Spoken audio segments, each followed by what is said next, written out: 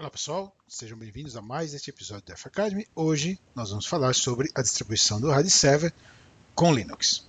Meu nome é Fernando Risato, sou consultor embarcadeiro para a América Latina. Então esta é a nossa agenda de hoje, vamos entender quais são os requisitos de software, ou seja, o que é que nós temos que ter instalado lá no Linux para suportar o RAID Server, e aí algumas configurações do ponto de vista do RAID Server, database e dependências do projeto. E aí nós vamos fazer a distribuição daquele projeto que nós estamos utilizando como demo, como exemplo, também no Linux. Então, nós fizemos nos últimos episódios, né? Ele standalone, depois IS, agora no Linux. Então, vamos lá. Bom, a começar pela instalação do Apache. Então, eu estou considerando aqui que você já tem um sistema, uma VM Linux rodando. Se não, né, nós temos um episódio lá no playlist do Academy, onde nós falamos, isso foi lá por ocasião do lançamento do Tokyo, onde nós falamos de como preparar a sua máquina Linux para receber uma aplicação do RAID Studio. Então, tem lá alguns pré-requisitos que você deve instalar, biblioteca de desenvolvimento para funcionar o PA Server, fazer o deploy, fazer debug. Tudo isso já está coberto lá num episódio do playlist sobre programas sobre desenvolvimento Linux com Delphi. Aqui eu estou partindo do princípio que sua VM, né, assim como eu tenho essa daqui, está lá pronta, similar ao mesmo ponto que ela estava nesse último, quando nós falamos de Linux lá atrás. Tá certo? Muito bem. Bom, instalação do Apache, a ampla maioria das versões do Linux já traz o Apache previamente instalado e funcionando, mas estes tutoriais aqui te auxiliam com isso caso você precise revisar aí a sua configuração. Então, aqui tem um vídeo, esse está em português, é do José Araújo, é um dos nossos MVPs, ele faz passo a passo detalhado a configuração do Apache aqui no Linux. Tá?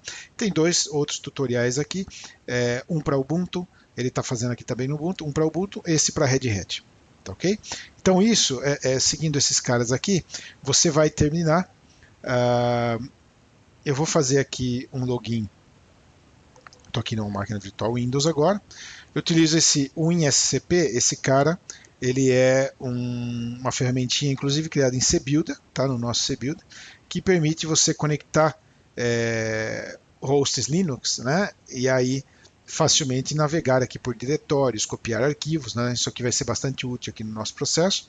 E ele também chama aqui o PuT é um terminal texto, né? E aí você pode abrir vários terminais e aqui navegar pelo seu Linux, né? É a vantagem, em vez de utilizar aqui, porque aqui você pode fazer copiar e colar arquivos ou coisas assim, ou comandos, né? Então facilita um pouco a vida, você permanece aqui dentro do seu ambiente Windows, mas conectado aqui no seu terminal remoto Linux. Então, aqui eu estou conectado nessa máquina Linux. Uma vez que você tenha o Apache devidamente configurado, né? Se eu vier aqui e utilizar, por exemplo, um Apache Start, né? Deixa eu ver como é que está o estado do meu aqui. Ele deve estar parado. Então, Apache Ctrl Stop. Eu acredito aqui que ele já estava sem errada. Aí. Então, agora vamos fazer o Start. E aí o Apache está no ar. Né? Ou eu posso fazer um Restart. Ele faz o Stop Start automaticamente. Então, se eu pegar aqui o IP do meu server, esse é o IP do meu Linux, tá? Tá lá o Apache funcionando, tá certo? Muito bem, então com esse tutorial aqui você consegue ter o Apache aí em funcionamento no Linux, tá? Se você deseja seu Apache iniciando automaticamente, isso normalmente é numa máquina de produção, então tem aqui os comandos, o que você deve fazer, tanto no Ubuntu, ou Debian, ou no Red Hat e similares, para colocar esse cara com start automático no boot do seu sistema operacional. Tá bom? Muito bem. Segundo passo é a instalação do Interbase. O Interbase que você vai utilizar com o RAID Server. Então nós vimos lá atrás, no último episódio, você necessariamente necessita de uma instância do Interbase. Se é um deploy real, você necessita dessa instância do Interbase com a sua licença do RAID Server, que é essa infraestrutura sobre a qual o RAID Server vai ser executado. Então aqui, nós temos um passo a passo. Então, primeiro, download, né, do Interbase. Aqui um tutorial de instalação do Interbase no Linux. Você pode fazer isso tanto em modo com gráfico, ou seja, se você tiver o seu Linux com interface gráfica, um GNOME, qualquer coisa da vida, funcionando, ele vai instalar em modo gráfico. Caso contrário, você pode fazer isso também em modo texto. Ele também funciona em modo texto. E aqui você tem os detalhes da configuração do MS Server, ou console no Linux, para que ele enxergue o Interbase. Mas vamos por partes. Então, nós baixamos do Interbase e fizemos a instalação.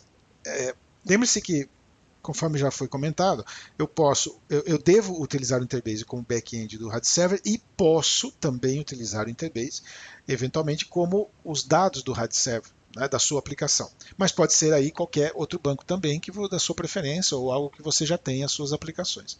Se eu vou utilizar dois Interbases, o Interbase também para os dados, então eu tenho que ter cuidado de que a instância do RAD Server esteja numa porta e esteja identificada unicamente, ou seja, ela tem que estar separada da instância de dados. A instância do RAD Server é exclusiva para o RAD Server.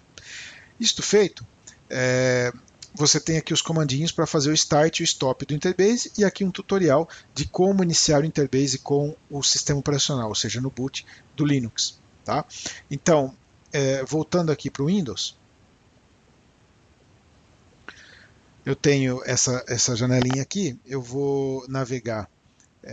A primeira coisa que eu vou fazer aqui é abrir o PA Server. Então aqui no meu home, né, eu tenho aqui PA Server, então isso tudo a gente já aprendeu a configurar. Ok? PA Server, então vamos startar ele aqui, não preciso de senha, o PA Server está ouvindo nesse IP, final 240 aqui, ó. Se eu vier aqui para a ideia, esse é o nosso projeto exemplo mesmo que nós estamos utilizando, né? O que nós fizemos foi compilar, adicionar aqui a plataforma Linux, aqui eu posso testar a conexão com o PA Server, tá? Tá funcionando, então nós estamos prontos para distribuir a aplicação. Eu vou deixar esse cara aqui, vou duplicar essa seção. Então, vamos abrir outra seção aqui. Eu vou usar esse cara aqui para ativar o Interbase. Então, eu vou lá onde o Interbase está instalado. Interbase MS. Então, lembre-se que eu tenho duas instâncias do Interbase nesse caso. Então, aqui no bin eu vou fazer sudo, que é o super user, né? IB Manager, ele me pede a senha do super usuário, né? do root, nesse caso eu dou um start, a instância do MS está ativa, então nós já temos aqui carregados o nosso PA Server, nós temos aqui o Interbase do MS ativo, vamos duplicar de novo esse cara.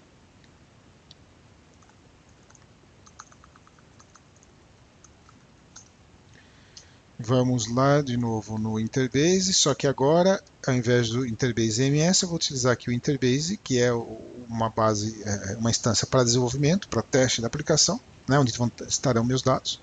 E vou repetir esse mesmo cara e vou fazer um start também. Observe que aqui nesse Interbase, se eu der um show, o meu serviço aqui é o GDSDB, e se eu der um show aqui, o meu serviço aqui é o EMS, ou seja, essa instância é exclusiva para o EMS, essa eu vou utilizar para dados. Esta instância de dados poderia ser Interbase ou qualquer outra base, Postgre ou Oracle, SQL Server, o que seja, tá bom? Então, PA Server aberto, instância do EMS aberta, instância de dados aberta, ok? Então, voltando aqui, esses são os comandinhos para ter o Interbase ali funcionando. Tá certo? Muito bem.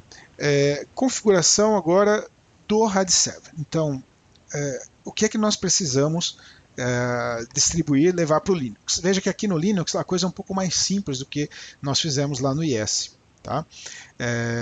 Então, primeira coisa, lá no seu diretório de instalação da sua ferramenta, do seu Delphi, você tem esses dois arquivos aqui, ó, na pasta MS Server.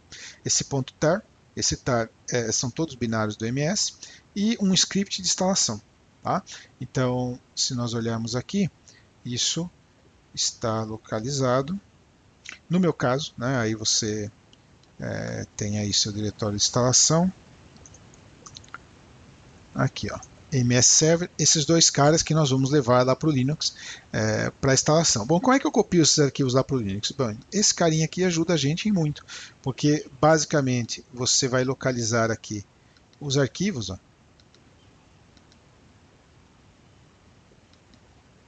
Perdão, EMS Server, né? E aí, por exemplo, aqui no meu home, eu tenho uma pasta install. Na verdade, eu já tenho esses arquivos aqui, mas bastaria, né, aqui você selecioná-los e eles são copiados lá para o seu host Linux. Tá? Então, essa ferramentinha acaba sendo de ótima ajuda. Tá?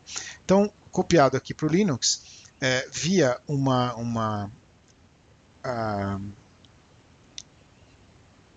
um comando de linha aqui, né, uma interface dessa, né, via um command aqui no Linux, você vai abrir um outro terminal, né, eventualmente, e vai fazer aqui um install, ems install sh. Tá? Você vai executar esse cara aqui com direitos de root, então vai ser um sudo tal qual. Né? Então, se, por exemplo, nós carregarmos aqui outra seção, eu vou aqui, aqui eu estou no meu home, então o meu install está aqui. Você faria algo assim, ó, sudo ms install. Isso aqui vai fazer todo o processo de instalação do MS. Na verdade, ele basicamente vai distribuir os arquivos nas pastas corretas e vai atribuir as permissões corretas. Você sabe que no Linux a questão das permissões para os arquivos é importante. Né? Então, se eu vier aqui, eu vou observar o resultado disso. Ó. Pasta lib, ems, aqui estão os arquivos do MS copiados, tá certo? Que mais? Lá no root, etc, ems, aqui esse ini, e o Object Repository também já foi criado por aquele instalador. Isso aqui já é parte da nossa aplicação, a gente explica depois. Então, o EMSIN. Né? Que mais? Lá no var, você tem, deixa eu pegar aqui no root, var, ele grava aqui um log também, ó, de instalação. O legal é que você clica lá, você consegue editar esse cara aqui no seu Windows. Ó. Então você tem aqui um log de todos os arquivos que ele copiou. Tá bom? Então isso basicamente é o que faz aquele script de instalação. Né? Eu também já tenho lá o PA Server rodando, então é importante você ter o PA Server sendo executado, porque ele vai te ajudar na distribuição do seu aplicativo, não somente do EMS. Bom, como resultado, é isso que nós estamos vendo aqui. Essas são as pastas, eu só queria mostrar aqui os detalhes das pastas, uma vez que as coisas foram a instalação aqui finalizada, né? E todas as pastas que foram geradas. Tá? Muito bem. O que é que eu preciso configurar no RAD Server? Então, vou dar um passo à frente aqui e aí a gente retorna. Você precisa, assim como nós fizemos no Windows, configurar o database do RAD Server usando a instância do Interbase que você licenciou. Então, isto é feito facilmente invocando o setup, a opção setup, aqui no Dev Console. Então, do mesmo jeito que você tem uma versão de desenvolvimento, tá? Então, vou voltar aqui no nosso lib ems. Da mesma forma que nós temos uma versão, um console de desenvolvimento no Windows, aquele executável, né, que é um console de desenvolvimento no Windows, nós temos o console de desenvolvimento, ó, o Dev Server, aqui no Linux também. Então, quando eu executo esse cara com a opção /setup, ele vai iniciar a configuração do RAD Server. É onde ele vai gerar tanto o database do RAD Server, baseado nas opções que você preencher nesse wizard, é texto, né? Mas executando, invocando esse comando aqui, ele vai, vamos voltar aqui, /lib /ems. Então nós temos aqui o ems dev server command. Né? Esse cara aqui, se eu fizer ele /setup start, ele vai invocar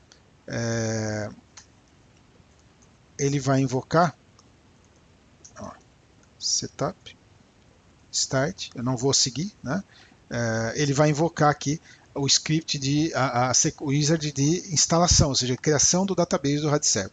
Então, server instance aqui que ele está pedindo seria o IMS, aquela instância do Interbase que nós criamos anteriormente, tá certo? Então, eu nomeei ela como IMS na instalação. Bom, seguindo esses passos, né, que ele vai listar aqui para você, você vai terminar com uma base do EMS. Então, voltando para cá, ó, você vai terminar com esse arquivo do EMS gerado aqui, ó, EMS Server IB, é onde está o repositório do RAD Server, isso não tem nada a ver com seus dados, é onde está as estatísticas, usuários, tudo que é do RAD Server, e você vai terminar também com esse arquivo INI aqui atualizado. Então, esse arquivo INI atualizado está apontando lá para o meu EMS, para a minha base, está dizendo qual instância dele. Né? Usuário e senha, você pode trocar isso, obviamente, etc. Tá? Então, isso para colocar o RAD Server no ar. Então, eu vou voltar um pouquinho atrás aqui, porque isso são as configurações específicas da Apache. Então, isso aqui já coloca o RAD Server no ar, tá certo? Se nós viermos aqui, então vamos lá, vamos minimizar aqui, vamos fechar esse cara. Nós temos aqui algumas janelas, vamos dar uma organizada aqui nisso. Então aqui, PA Server, os dois interbases. Né? Essa última janela que eu vou colocar aqui, a gente vai usar para startar o EMS. Então, ó, esse cara está ali, então nós vamos fazer assim, EMS, dev server, start. Ele está ouvindo na porta 8080. Então, se nós viermos aqui, esse é o Apache, né, que está ouvindo lá na porta 80, não 8080, ok? Se nós viermos aqui e fizermos simplesmente isso daqui, ó, 8080 barra version, a resposta é a versão do EMS, significa então que ele está ouvindo lá o nosso servidor lá no Linux. Tá? Então eu estou apontando aqui, ó, esse IP é o IP do Linux, né? Está ouvindo o nosso servidor. Vamos distribuir a nossa aplicação. Então a nossa aplicação, ela está aqui, é exatamente o mesmo exemplo anterior, né? O Employee Server, ok? Nós temos aqui apenas alguns ajustes na configuração, então, além de adicionar aqui o target para Linux 64, o que é que eu fiz aqui? Ó? Com o ifdef, eu estou dizendo onde está o INI, esse INI é o INI da minha aplicação, né? Então, onde eu digo o caminho do banco de dados. Então, aqui eu estou dizendo onde eu espero que o INI esteja localizado.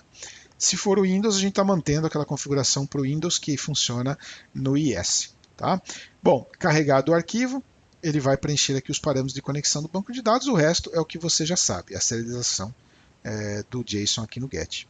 No momento de distribuir a aplicação, então a gente faz um build, e aí você vem aqui Project Deployment. Por que é importante o PA Server? Porque aqui ó, ele já vai reunir para mim as dependências faltantes, então essas dependências são necessárias para o meu projeto. Né? O meu projeto, ao final, vai gerar aqui um BPL Employee Server SO, né? Mas essas dependências são necessárias. Muitas delas já estão lá com o RAD Server, mas eventualmente você pode usar um recurso que não está, então você tem que distribuir. Eu estou levando também o GDB e o INI. Então, quando eu faço o deploy,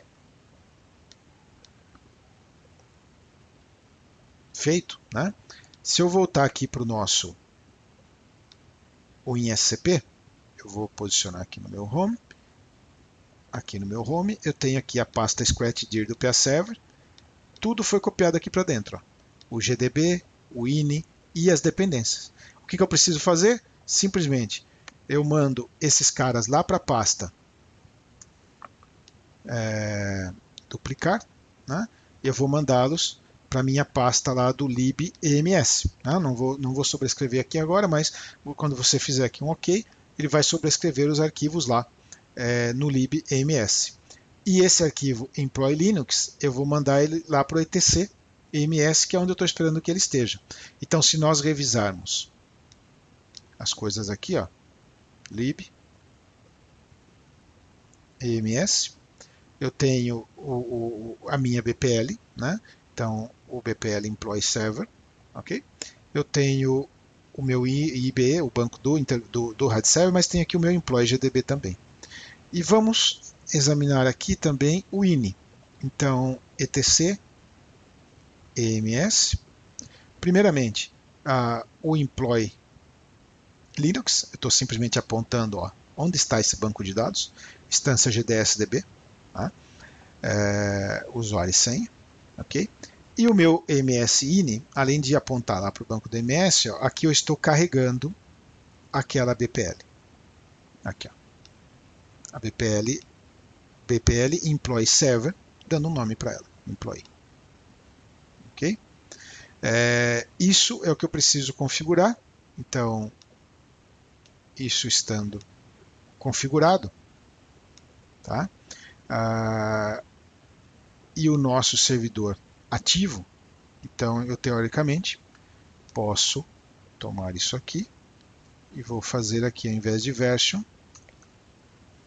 o employee server. O que esse cara fez?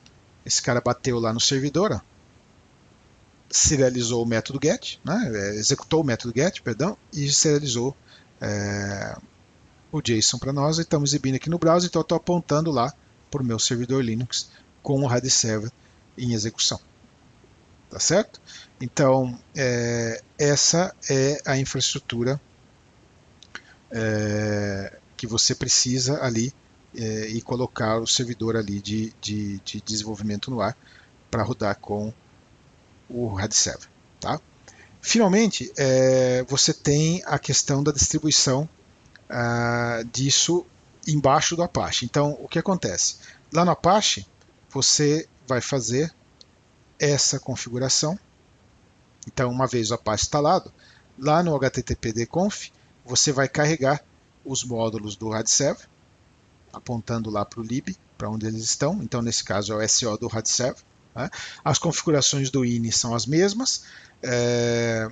Basicamente, a gente define aqui um path, né? Um pseudo, um diretório virtual para carregar esses caras. Tá? E aí, restart o Apache e você tem isso configurado embaixo do Apache. Tá ok?